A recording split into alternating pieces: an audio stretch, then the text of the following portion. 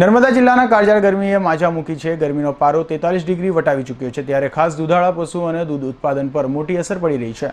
અસહ્ય ગરમીનો સામનો કરતા પશુઓને દૂધની દૈનિક આવક 60 થી 70% ઘટી જતા પશુપાલકો ચિંતામાં મુકાયા છે। ચાલુ વર્ષે નર્મદા જિલ્લામાં ગરમીનો રેકોર્ડ તોડી નાખ્યો છે। 43 ડિગ્રી ગરમીથી મનુષ્ય સહિત પશુ પંખીઓ ત્રાહિમામ પોકારી ઉઠ્યા છે।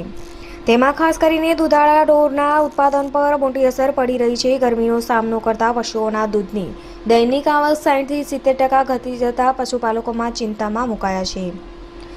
સામાન્ય રીતે શિયાળામાં એક ગાય 8 થી 10 લીટર દૈનિક એક ટાઈમ દૂધ આપતી હોય છે, જેની સામે અત્યારે ઉનાળામાં 5 થી 6 લીટર દૂધ આપે છે, જ્યારે એક ભેંસ શિયાળામાં 7 થી 8 લીટર દૂધની સામે માંડ 3 થી 4 લીટર દૂધ આપવાથી દૂધની આવકમાં 60 થી 70%નો ઘટાડો થઈ રહ્યો છે। દૂધ ઉનાળામાં શિયાળા તથા ચોમાસા કરતાં 70% દૂધ ઓછું આવે છે।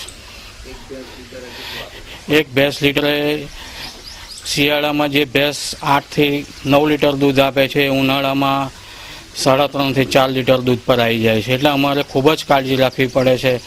ગાયમાં પણ એ પરિસ્થિતિ હોવાથી ગાયને પણ એક નાના બાળકની જેમ કાળજી લઈને ઉછેરવા પડે છે અને એ લોકોને એટલી જ કાળજી આપવી પડે જેથી દૂધ ઉત્પાદનમાં થોડો ફરક પડે અને અમારા ધંધામાં થોડી રાહત અને હેબરકત આવે।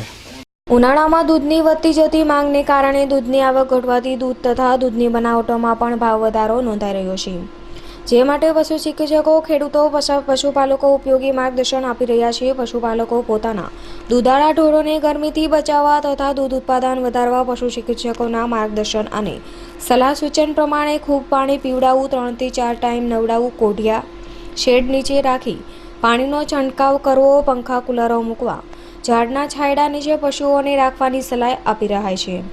ઉનાળામાં દૂધની વધતી જતી માંગને કારણે દૂધની આવક ઘટવાથી દૂધ તથા દૂધની બનાવટોના ભાવમાં પણ વધારો નોંધાઈ રહ્યો છે। દીપક જગતાપ, વી ન્યૂઝ, નર્મદા।